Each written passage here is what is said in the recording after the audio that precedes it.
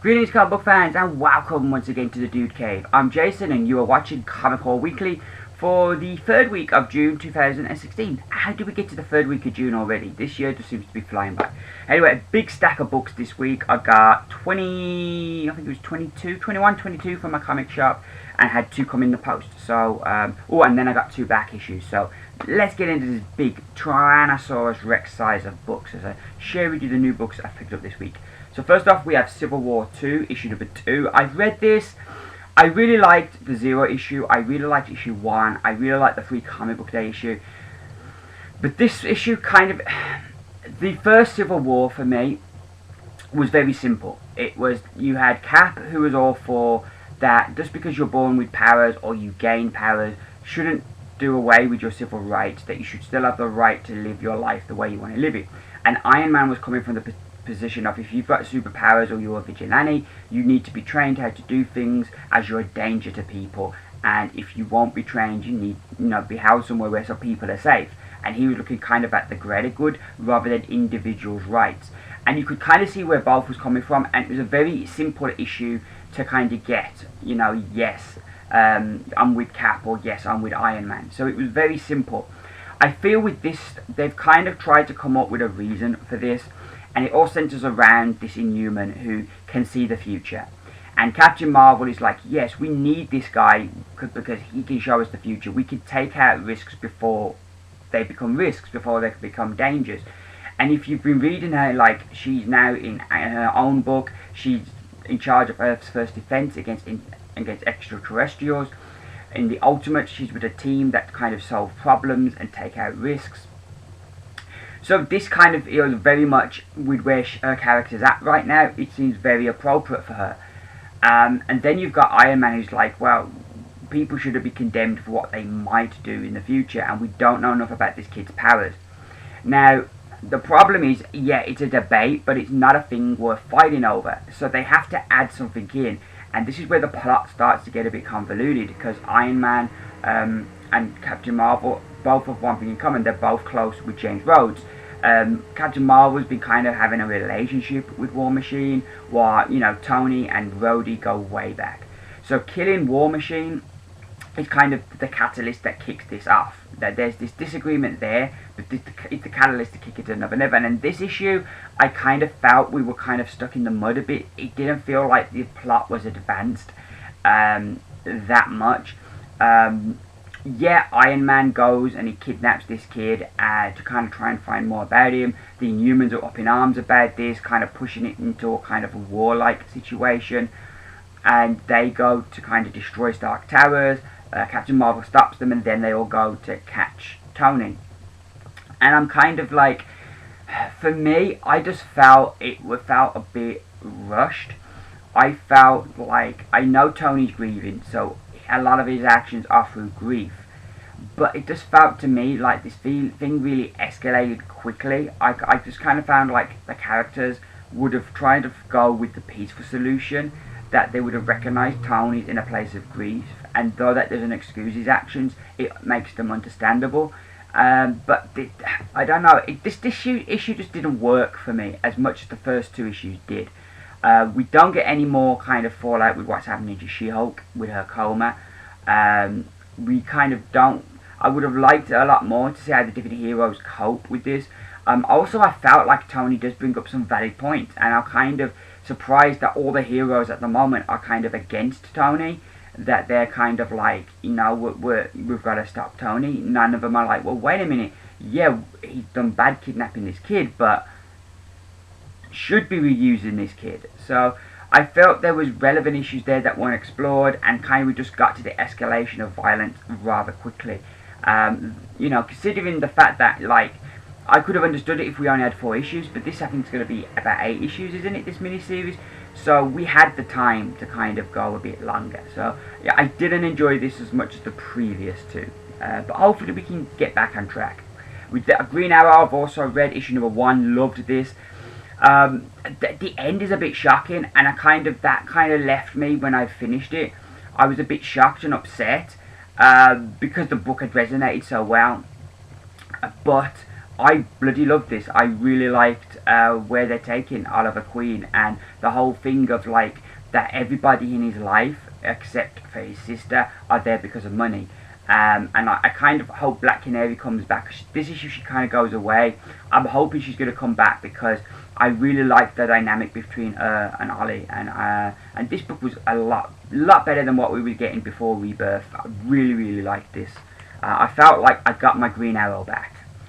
We then got Batman issue number 1. I've read this one as well, which I enjoyed.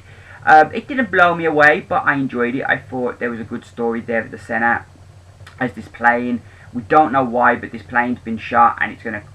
We don't know why it's got shot, but the plane's gonna crash into. It's a Saturday night. It's gonna crash into this plaza where all people are there, and Batman's got to stop the plane from crashing. No Justice League available, so it's kind of like Batman's gonna sacrifice himself before we get a twist at the end.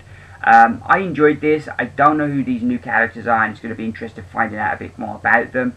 I think Tom King got off to a good start.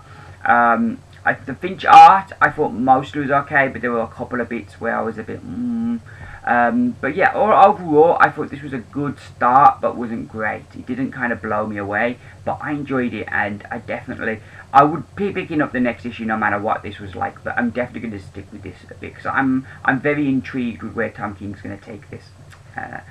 So now the rest of the books I've not read yet. 2 back issues, because I'm kind of getting back into Transformers. So we've got Transformers More Than Meets the Eye, issue number 53, so I'm looking forward to getting into that. And also we've got Transformers All High on Optimus, issue 53. I think that this one was originally, because you've got this one's More Than Meets the Eye, I think this one was originally Robots in Disguise, but for some reason they've kind of took that title off it. So I'm looking forward to getting back into those books.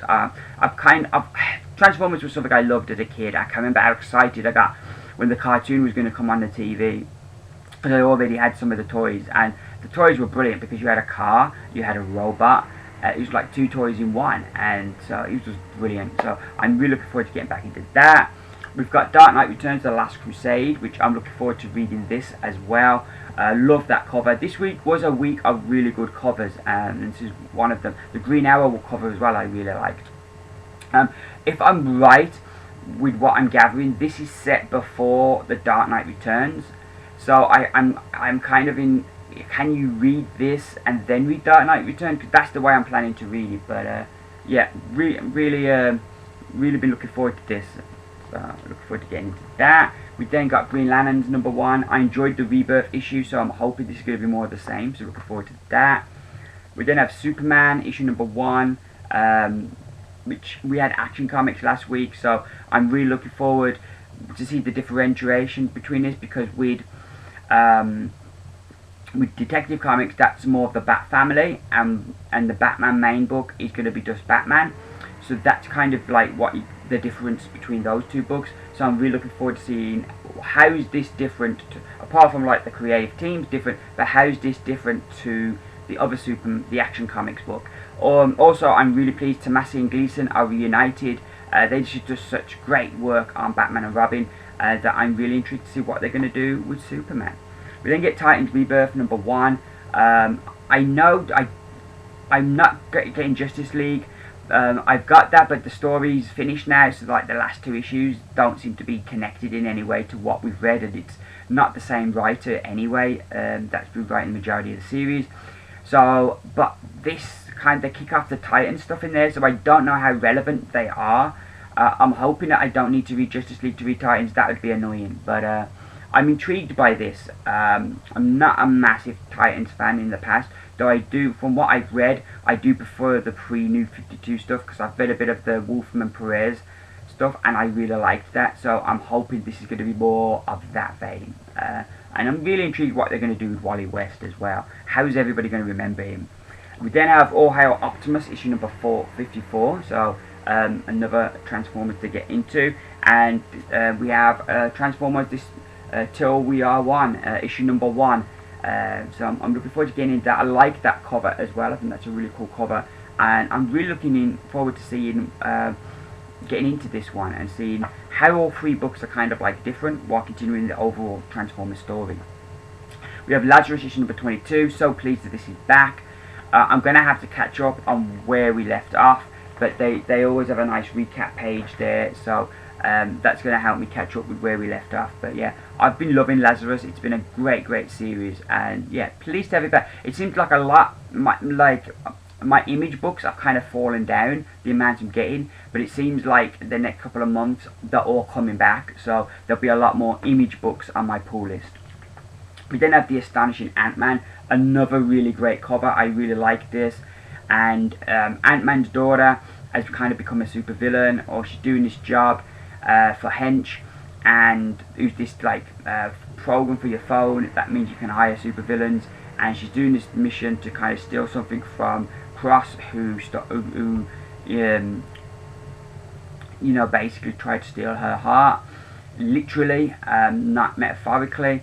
But Ant-Man trying to save his daughter so that she don't end up in prison, and he's got his own group of supervillains that he's going to kind of break in and stop her. So I'm hoping with kind of this book, because one of my criticisms is it's taken so long for us to get to where the book started from. We started with the reveal that Scott Lang's in prison, yet, you know, here we are in issue number 9, and we still haven't caught up with that point yet. So I'm hoping that this is going to be the catalyst for the story where we're going to get to that point. I like how Spencer writes these kind of characters. I think he's much more suited to characters like Ant-Man and the superior foes of Spider-Man. I think he's much more suited to that than, say, writing Captain America. But I'm hoping that we're going to the story's going to pick up, get to where we need to get to quicker.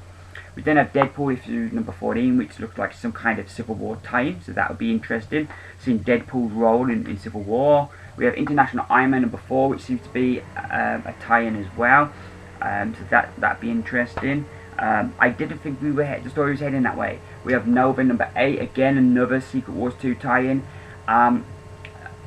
Last issue we kind of ended with him going to look for his father, and I know we're following that story in Avengers, but it'd be a kind of a shame if that's like that story is just going to go on happen in Avengers and we're not going to get none of that in here. So that'd be a bit disappointing. We then have Squadron Supreme issue number 8, which I've really been enjoying this book. I'm loving how Robertson writes this team, and there's a lot of very intriguing factors to it, and yeah, I look forward to it, because like they've kind of these heroes from other Earths and that have been destroyed, and kind of they're trying to get revenge. So we've got like the Night Owl. I think his name was Night Owl. Was it? No, Nighthawk. Was it Nighthawk? Yeah, I think it was Nighthawk. So we've got the Nighthawk from this universe and the one from this book that have kind of met. So that we've got that battle going on. Dr. Spectrum has come face to face with Black Bolt, one of the people that destroyed her world, but also the guy who saved her. So there's a lot of interesting things going on in that book right now. We then have Star Wars issue number 20, which looks like it's going to be another issue where we check in with Obi-Wan Kenobi, and this giant Wookiee was hired to kill him, but we know the Wookiee's alive in the present day of the book, so it's going to be interesting to see how did he survive an encounter with Obi-Wan Kenobi. We then have issue 1 of Han Solo. Looking forward to this. This has been kind of one of the minis that we've really been wanting. I've really wanted to see a Boba Fett miniseries.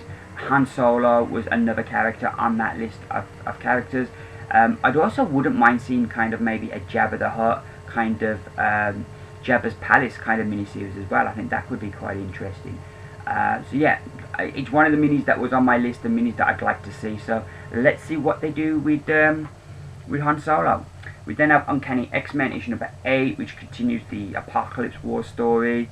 We then have Doctor Who, 10th Doctor, Year 2, issue number 11, which I've been enjoying this Doctor. I think the 12th Doctor series is my favourite of the Doctor Who series, but you know, currently we've got like 4, and looking at the back of this book, we've also got Torchwood coming out in July. We've also got, running through July-August, we've got a Doctor Who event called, I think it's called Supremacy of the Cybermen, sorry.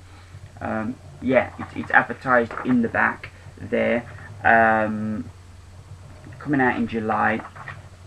And my kind of thing at the moment is I think they're getting to a stage where we're getting too many Doctor Who books. You've already got, they've added the 9th as an ongoing, then we've got the 10th, the 11th and the 12th Doctors. We've got then a mini with the 4th Doctor. We've got Supremacy of the Cybermen, and we've got in Torchwood. that's like 7 Doctor Who related books, and I just feel Titan are kind of going a bit overboard, and I can see myself reaching a point where I'm like, this is too much, I'm just going to stop reading all of them. I've not reached that point yet, but we're getting there. We're reaching critical velocity. I just feel having that many Doctor Who books is a bit of overkill. But like, on the one hand though, that the interesting kind of thing is there'll probably be a lot of Whovians who don't buy comics but will buy the Doctor Who books. And so that creates an interesting kind of dilemma, because there's people like me that I like Doctor Who and I like comics. So I'm kind of buying other comics as well. But if the only comics you're buying each month are the 7 Doctor Who books, you can probably afford to do that. Where when you come to somebody like me who's already buying a big stack of books, then you've got a lot of kind of different factors. But how does the audience break down? Are more of the audience people who are just buying the Doctor Who books, or is the audience that are buying a bunch of comics the bigger audience here? And that's going to be the interesting dynamic, and how these books kind of go in the future. We then have from Valiant, we have Archer and Armstrong issue 4, which I'm loving that series, so I'm looking forward to seeing where we go next with that. We have Wrath of the Eternal Warrior number 8, which again another one of my favourite Valiant books. So that's that. Then also from Dark Horse Comics we have Aliens Defiance issue number 2. I picked up issue number 1 last week, really enjoyed that, so we've got issue 2. I also got through the post Dark Horse presents Predator Life and Death, or is it Life and Death Predator? This is a variant cover. I got, like, for my birthday back in January, I got a Blu-ray player for my wife, so I've kind of been going through the process of buying Blu-rays, and like, I don't want to get my whole DVD collection again. But like the Star Wars book films and the Game of Thrones were the first 2 things I got on Blu-ray. Now I'm kind of looking at what I filmed. I'm going to get all the Marvel movies and possibly all the James Bond. But I picked up for a bargain £5 on Amazon. They had the Predator trilogy. You get like Predator, Predator 2, and the Predators. And you know, it put me in that vibe of kind of wanting a bit of Aliens and Predator.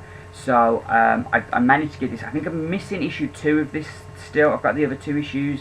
I picked it up from my comic shop last week, so I'm looking for issue 2. But that's why I'm kind of getting back into like Aliens and Predator and stuff. And to be fair, with the Aliens Defiance, I was tempted to get that from the first issue, but then I kind of passed on it, and I kind of was still in 2 minds whether to pick it or not.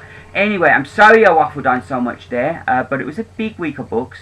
I will be back, fingers crossed I get through this monster haul in time, but I'll be back Monday or Tuesday with a review video. Once again, that leads me to say thank you very much for watching. I really appreciate everybody's views. Hope you've all had a great week and you've picked up all the books you've wanted. All that leaves me to say now as I bring this video to a close is that I've been Jason, coming to you from the Dude Cave with a Comic Haul Weekly. Keep reading, and bye for now.